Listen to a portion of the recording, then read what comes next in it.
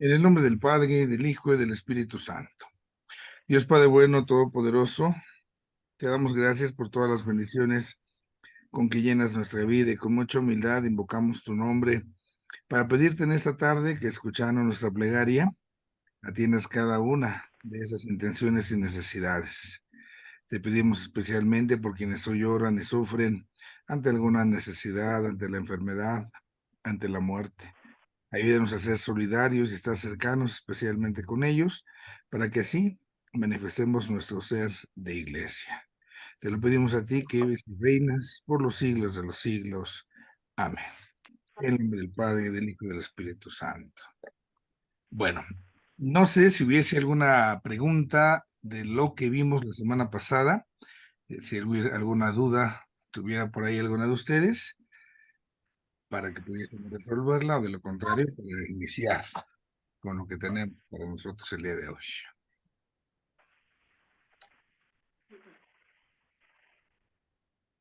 Nada. Bueno, vamos a empezar a hablar el día de hoy, las siguientes sesiones, de lo que son las llamadas notas de la iglesia. La iglesia, nosotros la tenemos con 4 notas. Decimos que la iglesia es una, santa, católica y apostólica. Y a esto se le llama las notas de la iglesia. Permítanme, les voy a compartir la pantallita para hacer primero como un esquema general de todo esto que nosotros tenemos y que a partir de ello entonces nosotros podamos irnos abriendo pauta precisamente en la cuestión de lo que implica, ¿no? Esta realidad de las notas. Déjenme. Acá. Ok. Voy a compartir aquí la pantalla, permítanme en esa partecita. Mm.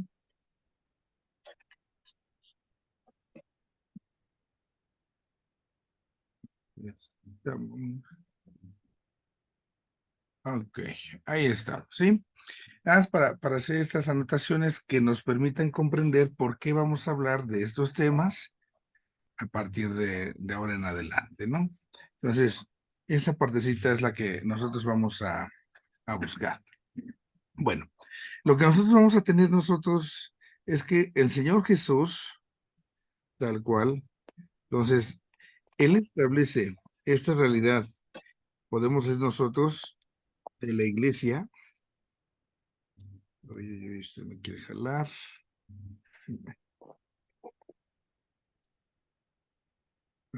Permítame tantito que se tiene aquí una dificultad tecnológica.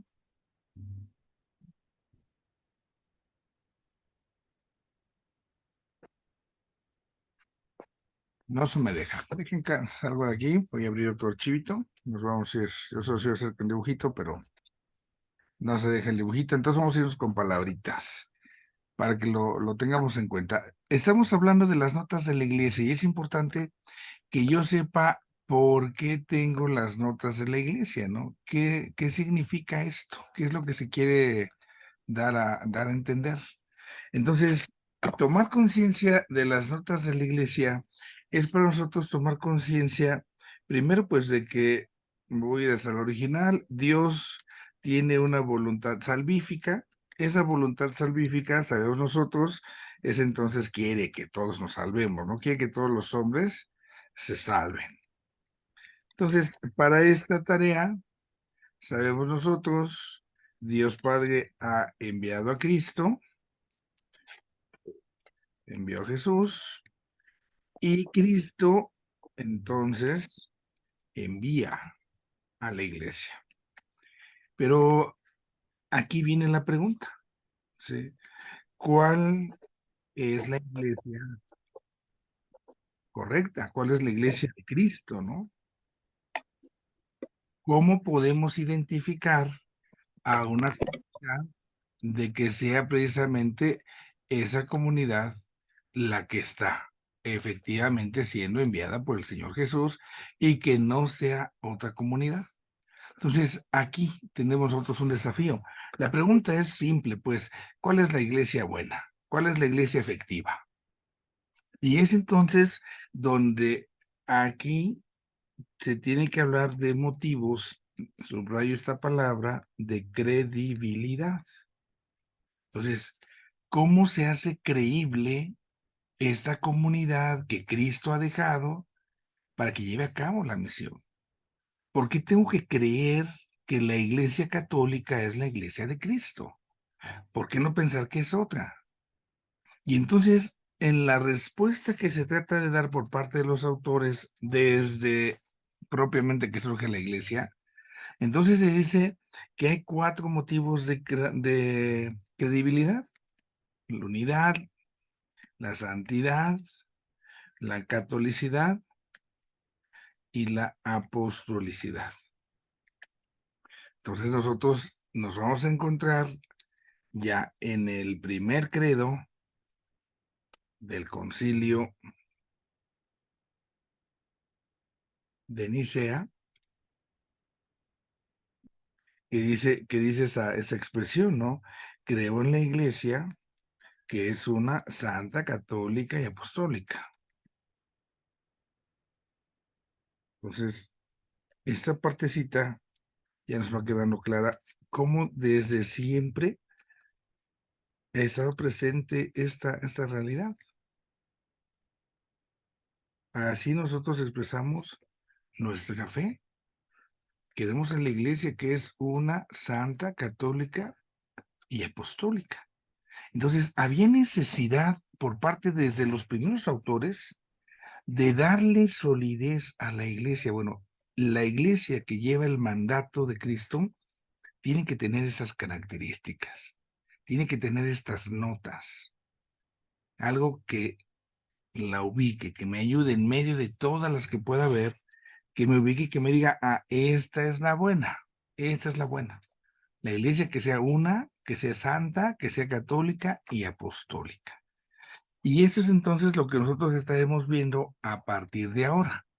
Las siguientes 4 unidades que vienen ahí en la materia, en su guía, va a ser una para hablar de la unidad, es lo que haremos el día de hoy, otra para hablar de santidad, de la catolicidad, de la apostolicidad.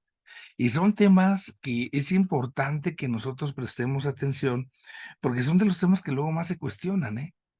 Se cuestionan por qué dicen acá, padre, dice que la iglesia es santa. No, hombre, ¿cómo cree?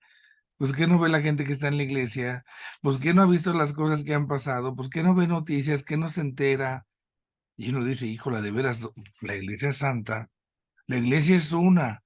¿Cuál una? Estamos bien divididos y los de enfrente no se hablan con los de atrás, los de la izquierda con los de la derecha ni se llevan. Adentro de la iglesia, padre, porque los ministros no le hablan luego a los jóvenes y luego los jóvenes no se juntan con los de la pastoral profética y esos no le hablan a los matrimonios y esos no se llevan con o sea, nadie se lleva.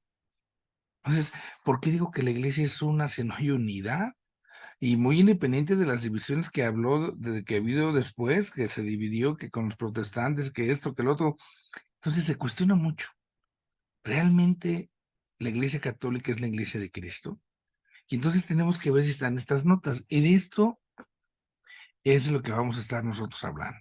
Bajo ese contexto, me voy a nuestra sesión, ahora sí, lo que nos corresponde ahora, ¿no? La sesión número 8. En esa sesión número 8, pues esto es lo que nosotros vamos a tratar de platicar entre nosotros. Vamos a tratar de platicar precisamente si esta iglesia que nosotros tenemos, la iglesia católica, de veras es la buena o qué está pasando, ¿no?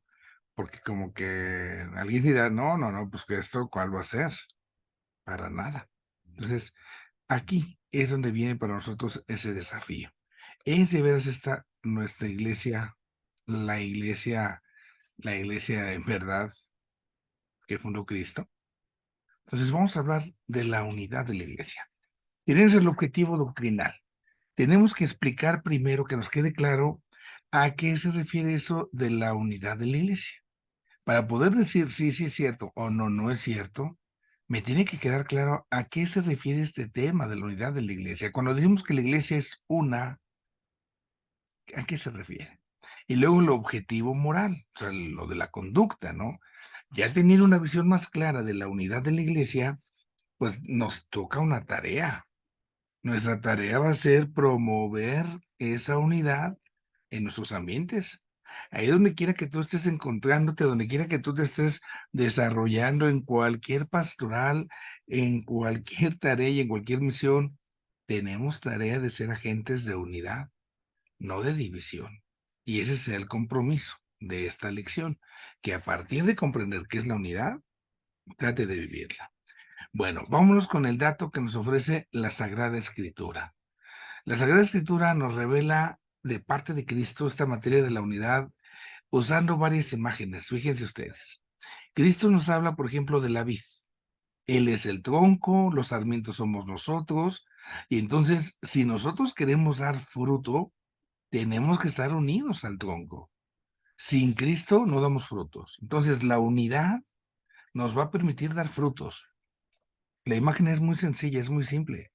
Una ramita, si no está pegada al tronco, si la arrancaron, pues no va a dar frutos. Así nosotros, si no estamos unidos al tronco, no vamos a dar frutos. La unidad. También se descubre como el reino. Y este reino, para que venga, se necesita precisamente esa unidad. Porque cuando hay división, el reino de Dios hacia un lado, el reino de Dios desaparece. Entonces, para que se logre el reino de Dios, se necesita la unidad. ¿De dónde viene la unidad? Pues del amor. ¿De dónde viene la división? Pues precisamente del odio, del no amor, ¿no? Entonces yo tengo que tener esa tarea, asumirla. Luego también se habla de un único rebaño donde hay un solo pastor. Entonces también ahí otra vez se enfatiza ese tema de la unidad. Y también otra manera es cuando Cristo habla de la iglesia como su esposa, que es un único cuerpo donde hay muchos miembros, dice San Pablo, cada uno con una tarea, cada uno con una función, pero todos unidos en un cuerpo que tiene una cabeza y esa cabeza es Cristo. Entonces, ese es el soporte bíblico. Cuando Cristo usa imágenes para hablar de la unidad.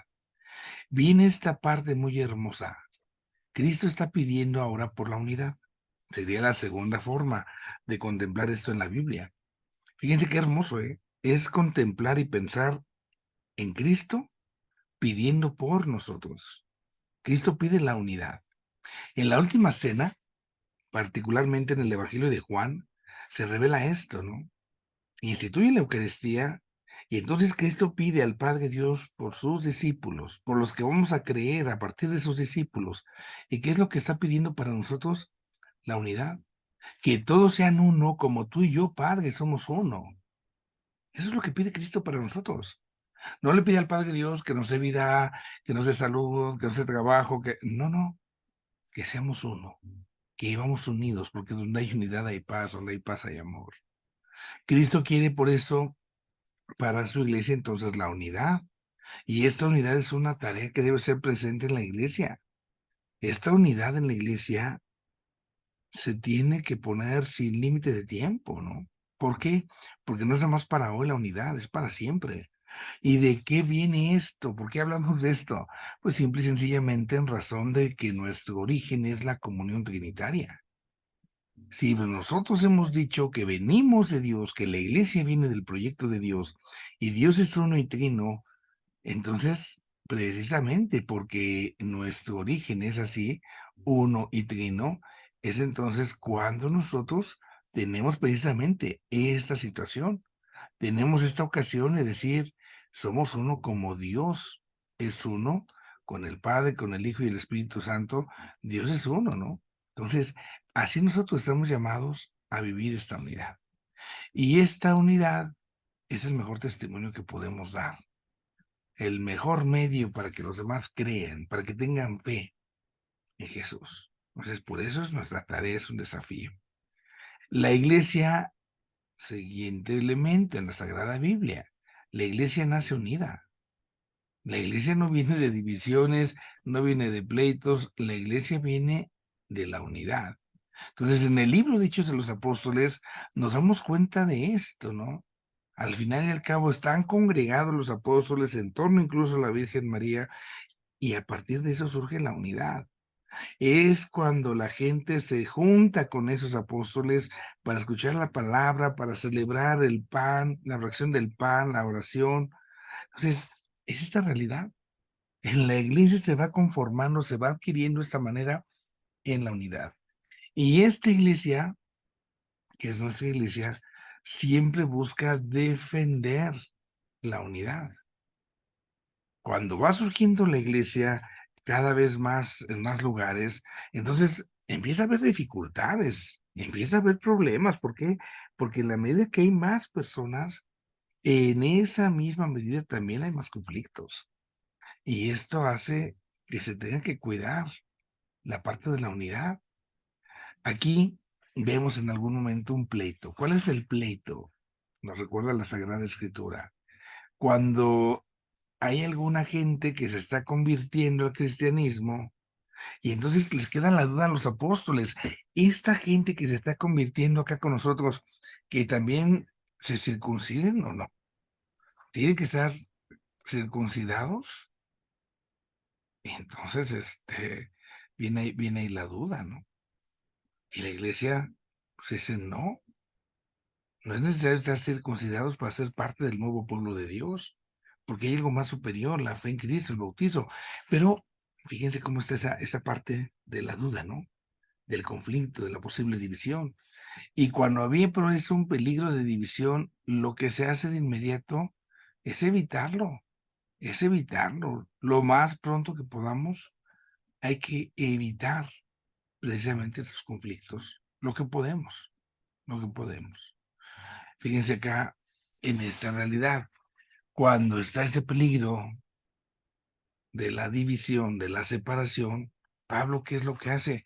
Enseña que todo viene de Dios y que tiene que ser para el servicio común. Acuérdense de esta parte de los Corintios, ¿no? El himno del amor, tan hermoso. Pero ¿qué les dice Pablo? Casi, casi como diciendo, bueno, ¿de qué te sirve si te falta el otro, no? ¿De qué me sirve el don de profecías si no tengo amor? ¿De qué me sirve el don de quién sabe qué si no tengo amor? ¿De qué me sirve si no tengo amor? Nada soy. Entonces puedo sentirme mucho, pero si no hay amor, pues de nada sirve.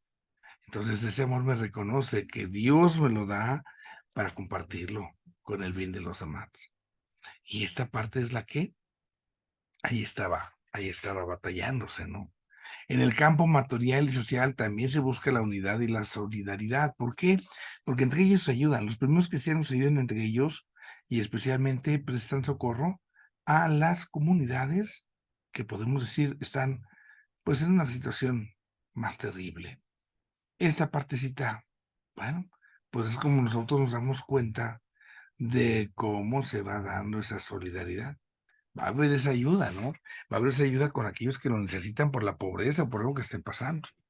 Y cuando vienen cosas extrañas, sean las apostasías, las herejías, entonces Pablo insiste, les insiste, ante esto hay que juntarse, hay que adherirse más al evangelio. ¿Por qué?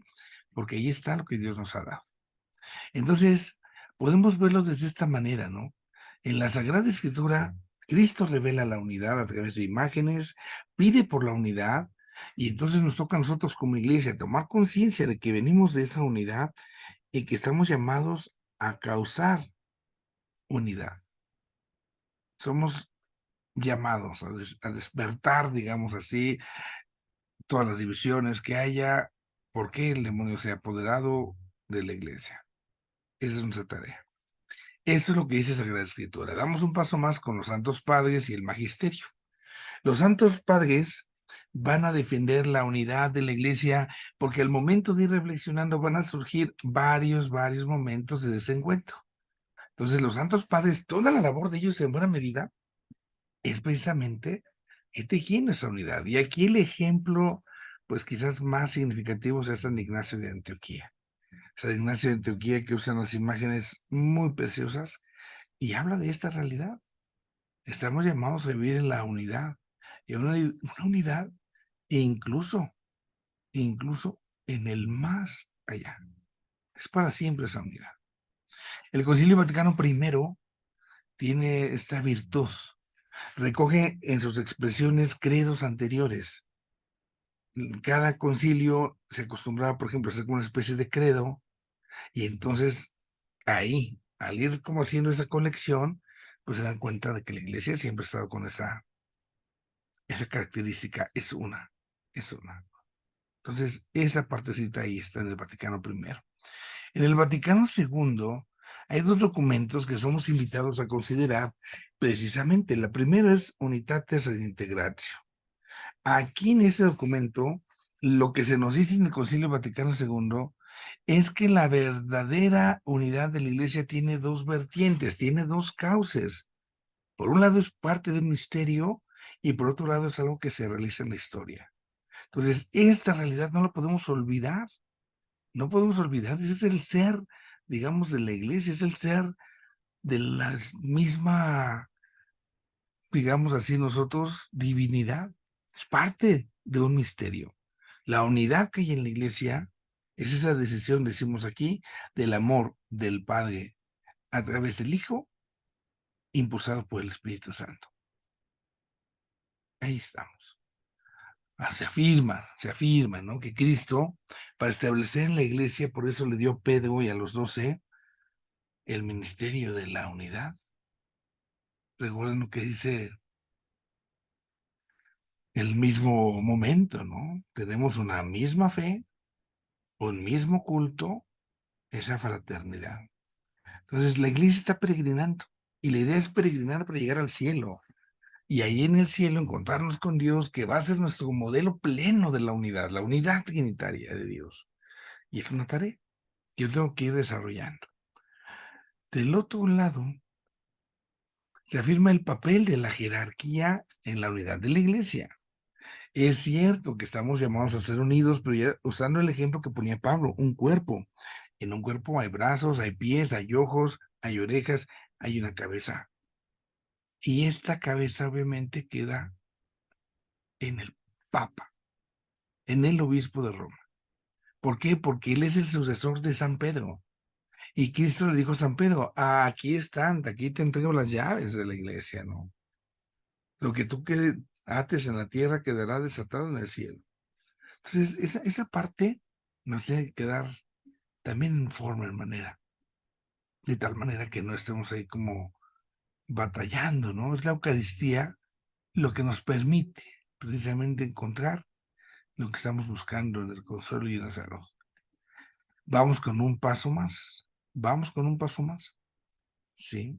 En la Lumen Gentium, nosotros nos vamos dando cuenta que esta iglesia, fíjense aquí nada más, donde el Papa, decíamos, es el principio, donde el Papa es el fundamento de esa unidad, aquí se ensalza la figura del obispo.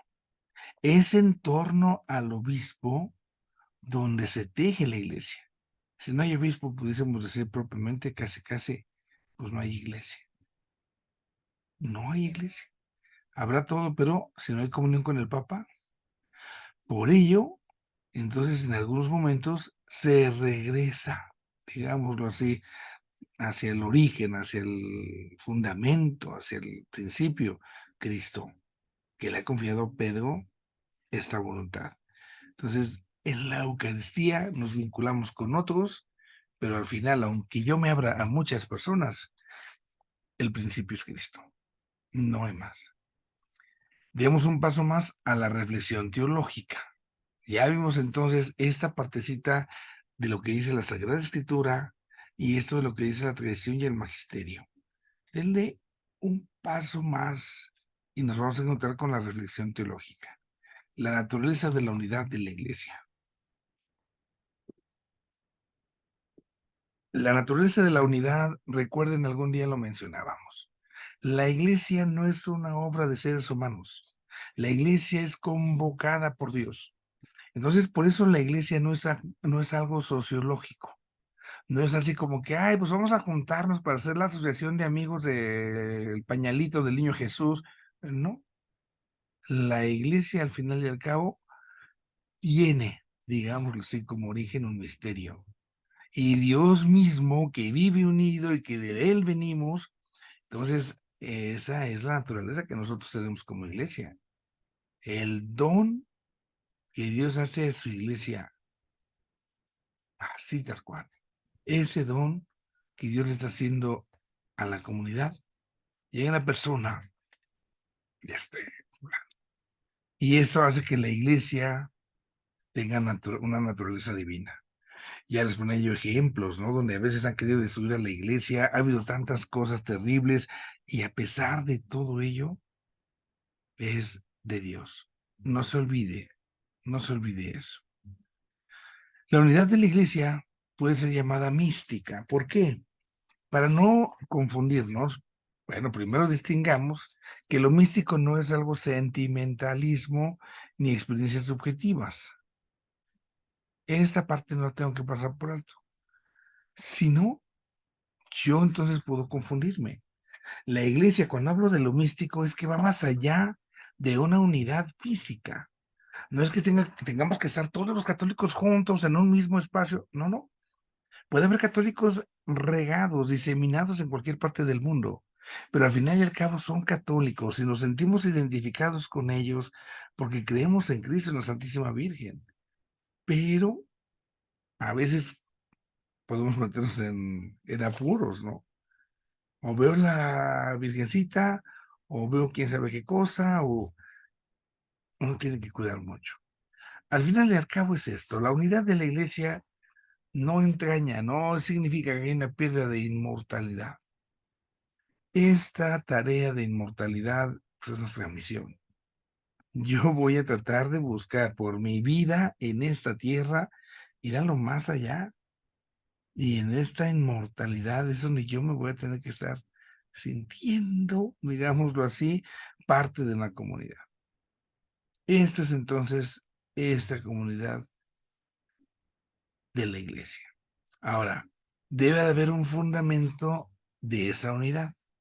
¿En qué se fundamenta la unidad? Ya decíamos acá nosotros, pues en Cristo, y en Cristo en el Padre. ¿Por qué? Porque somos llamados y convocados precisamente a partir de la Santísima Trinidad. Entonces, la Santísima Trinidad nos participa su vida trinitaria de manera gratuita, pero también limitada. Y entonces, esto lo tenemos nosotros que pensar, lo tenemos nosotros que asumir. ¿Cuántas ocasiones, cuántas veces nosotros perdemos de vista que el fundamento de la unidad es Cristo? Ya les decía yo hace rato, no es una asociación, no es que no tengamos nada que hacer, no, no. Estamos donde estamos porque es el Señor el que nos llama. Y al ser el Señor el que nos llama, entonces nos pone delante de este desafío. Nos pone delante de tantas cosas. Pues sí, pero al final y al cabo se tiene que asumir. Así entonces, hay una jerarquía, pero esa jerarquía es para servir. Y esa jerarquía es por voluntad de Cristo. Padre, ¿por qué por voluntad de Cristo? Porque lo quiso. Porque él llamó a los apóstoles y a los apóstoles agarró y les dio el encargo. A los apóstoles les dijo, aunque ustedes hagan esto, vayan y enseñen a todas las naciones, bautizándolas, Cristo se lo encarga a los apóstoles. Y los apóstoles, entonces tiene ahora un conflicto. Tiene ahí un conflicto. Hay una lucha, ¿no? ¿Quién manda? Ah, pues San Pedro. ¿Para dónde jalamos? ¿Cómo hablamos? ¿Qué contamos? Entonces, esta partecita, pues siempre va a ser parte de.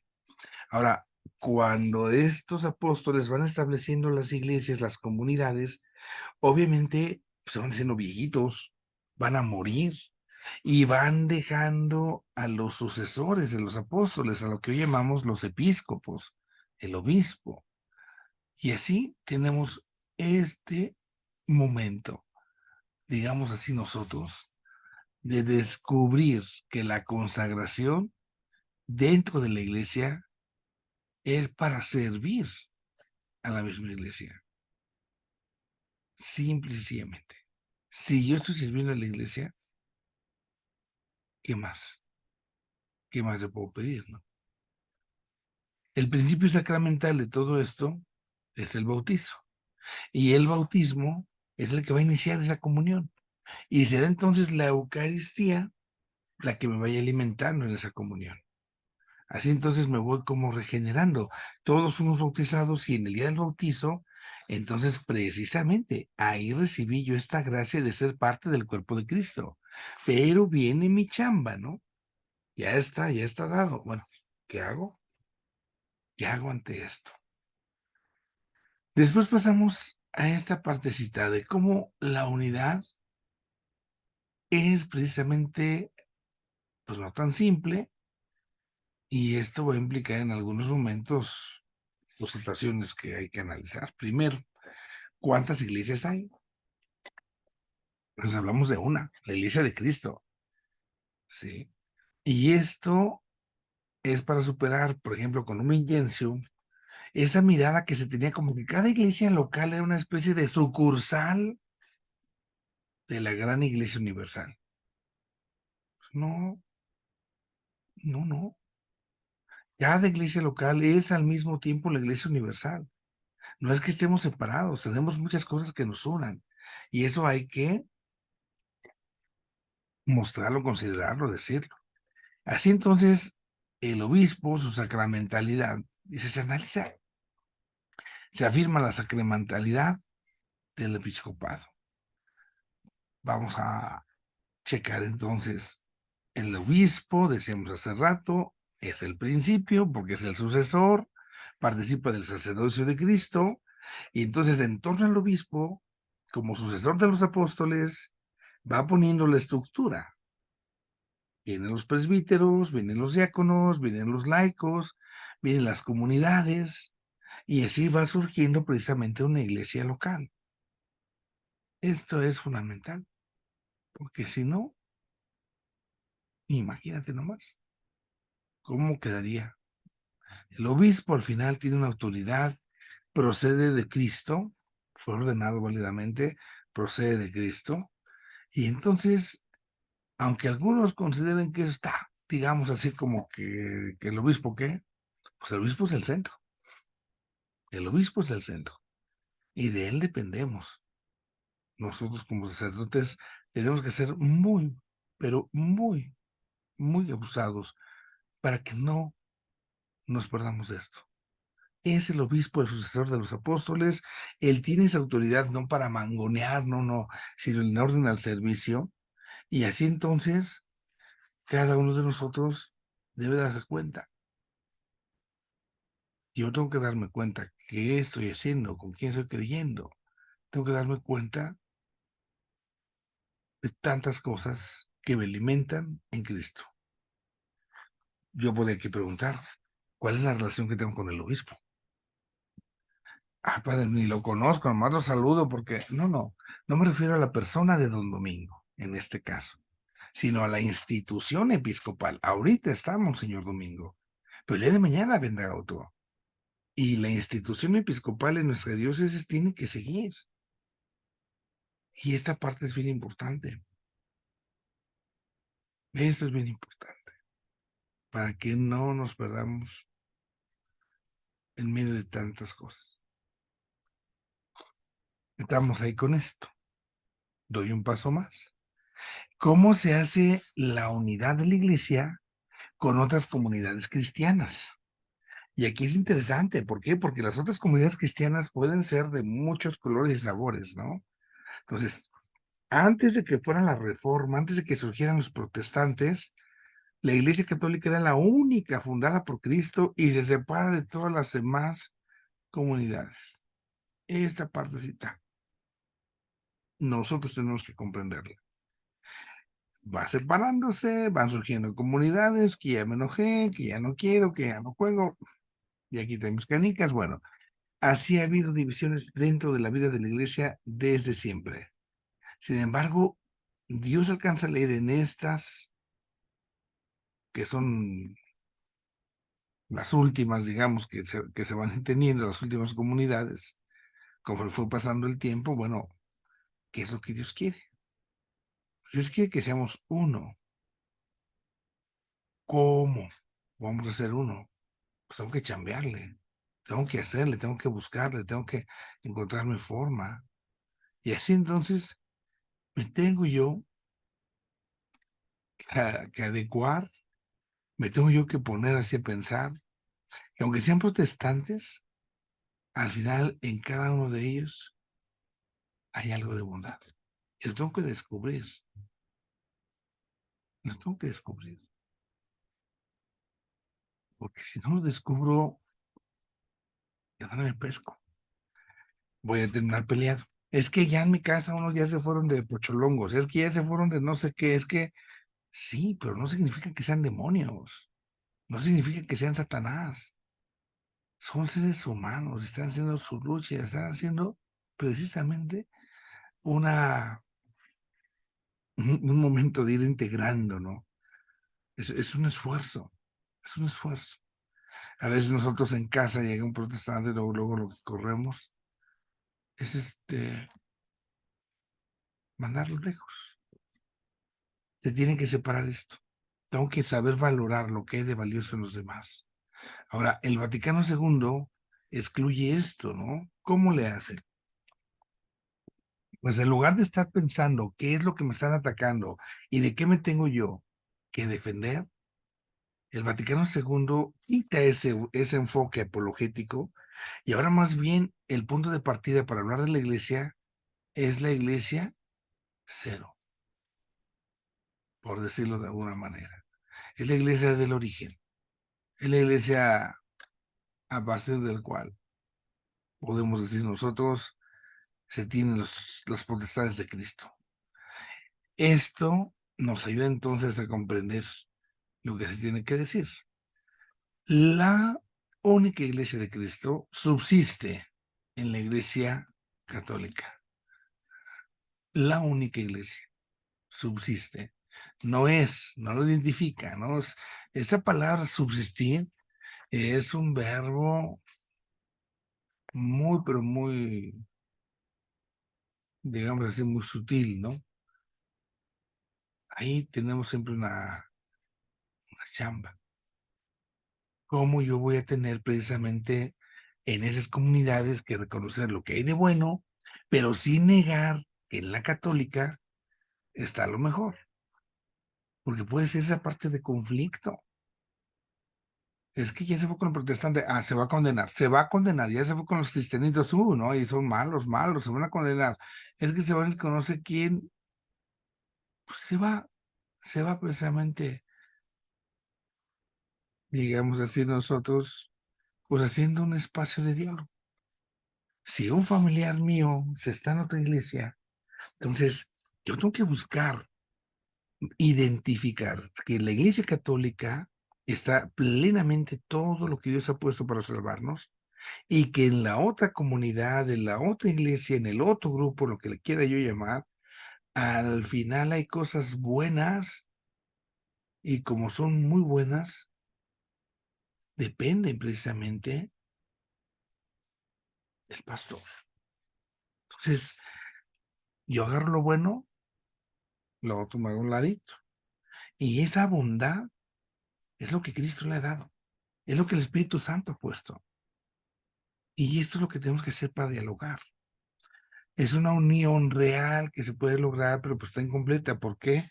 Porque nos falta unirnos entre nosotros en este mundo y porque nos falta unirnos con el mero mero, ahí arriba. Y esta unidad se da en la diversidad. Este punto también lo hemos tocado. Unidad no es uniformidad. Es que quiero que todos vayan igualitos, igualitos, con el mismo uniforme. No, no, no es desfile. La iglesia es una gran diversidad y caray, Dios nos responde y nos dice esto, ¿no? El cuerpo es uno, hay muchos miembros, pero el cuerpo es uno. Entonces, la unidad de la iglesia implica diversidad, implica individualidad. Esta situación no se puede dejar de lado. La unidad tiene que comprenderse como esa forma, sin perder de vista quién soy yo, pero tampoco encerrarme. Porque yo no puedo decir, para que ya me lleve bien, no sé, vamos a hablar de fútbol. Los vecinos le van, ¿a qué equipo le van? A la América. Bueno, entonces para ir a verlos también digo que le voy a la América. Obviamente que no. Entonces, esa partecita es la que nosotros tenemos que cuidar. Se tiene que ver una unidad donde no hay uniformidad, donde no se excluye, donde está podemos decir nosotros la clave? Pues en Cristo. Él es el que nos une. Él es el principio. Ahora, puede haber muchas instituciones, puede haber muchos ritos, muchas tradiciones, pueden ser testigos algunos de la tradición apostólica y estar en plena comunión con la misma fe, pero, pero, siempre al final y al cabo, pues en una pugna. ¿En qué pugnan? Que bueno, ¿cómo vamos a tener esto mismo? Pues es una pugna, es una lucha, es una estirilla floja, ¿no? Yo tengo que ir a encontrar esa plena comunión en esta situación. Y fíjense aquí cómo hay tres elementos que subrayamos. La unidad implica una misma fe,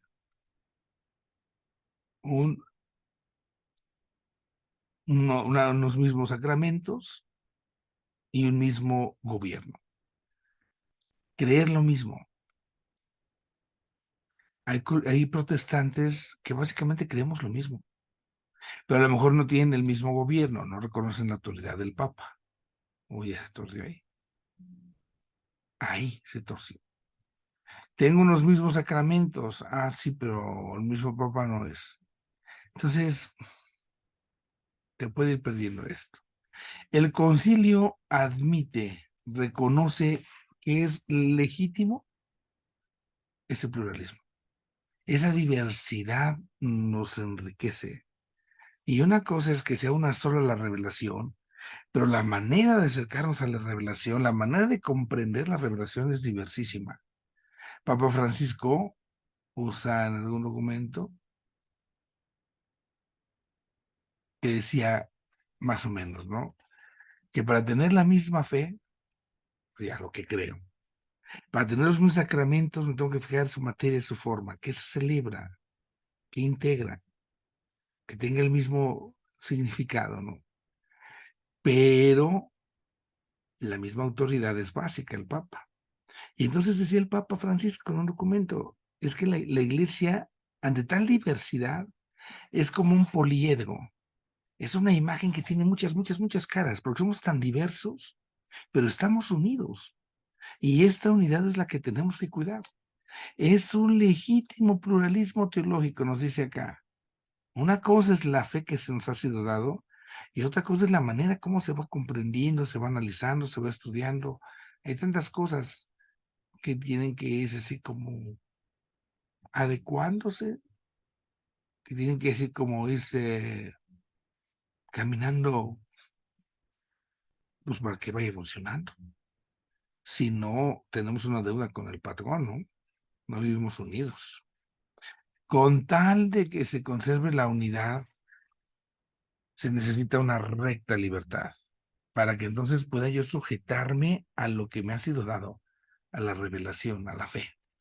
Y este pluralismo teológico, ojo, no se vale que deforme la fe.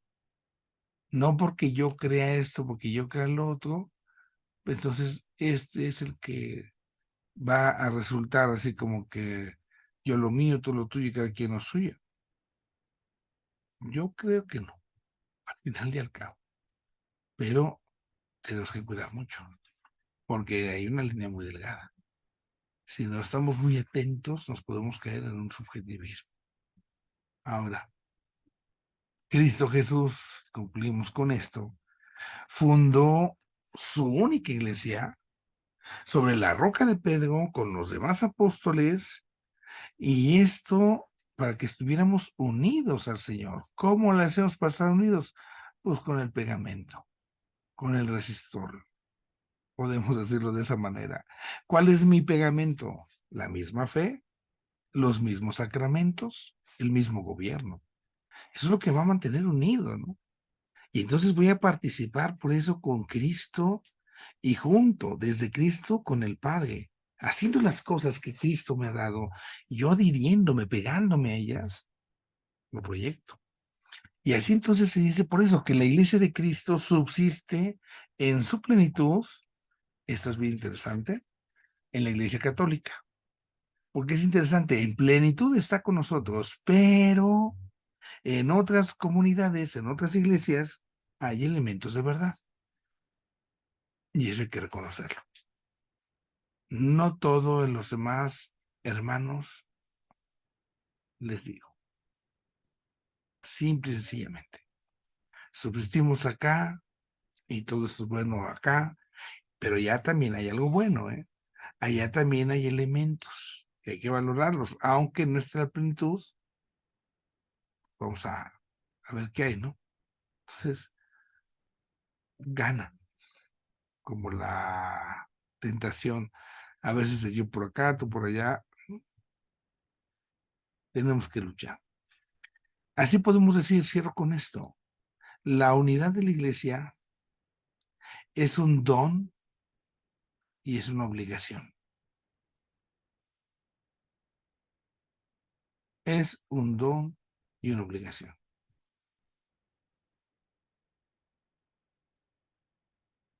Bueno, quito el compartir la pantalla y vamos a ver si hay preguntas, si hay dudas en esta partecita. La unidad, que es un don, que es una tarea. ¿Alguna pregunta o duda?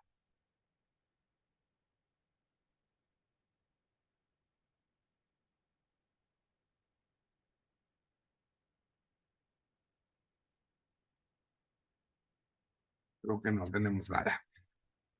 Bueno, esa parte de la unidad, les digo, es muy interesante entender la unidad desde estas perspectivas.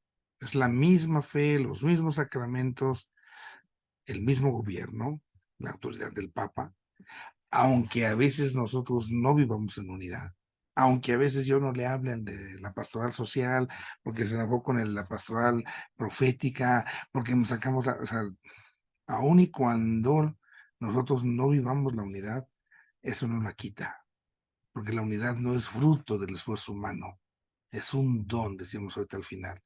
La unidad es un don que Dios nos da. Y desde ahí nosotros tenemos que dar la respuesta. Si la unidad dependiera de nosotros, no, hombre, no podemos decir que la iglesia es una, para nada. Es por Cristo. Y esa misma lógica va a ser para las 4 notas que vamos a ir viendo. Bueno, pues vamos a hacer nuestra oración para concluir. En el nombre del Padre, del Hijo y del Espíritu Santo. Dios Padre bueno, todopoderoso, agradecidos con tu infinita misericordia, te pedimos nos permitas vivir unidos unos a otros a partir del amor, de ese amor que tú nos has expresado especialmente en el misterio de la cruz, pero ese amor que tú deseas que sigamos nosotros practicando, viviendo, para que generemos unidad y nunca división, para que cuando vivamos los problemas de la vida, las dificultades con algún miembro de nuestra comunidad, tengamos la capacidad suficiente de superar las dificultades y esos problemas que antes pudiesen haber lastimado. Te pedimos también por nuestras familias, en una pequeña iglesia doméstica, concédeles también el don de la unidad. Y te pedimos por cada uno de nosotros. Que el Señor esté con ustedes. Y Dios Padre Todopoderoso los bendiga, el Padre, el Hijo y el Espíritu Santo.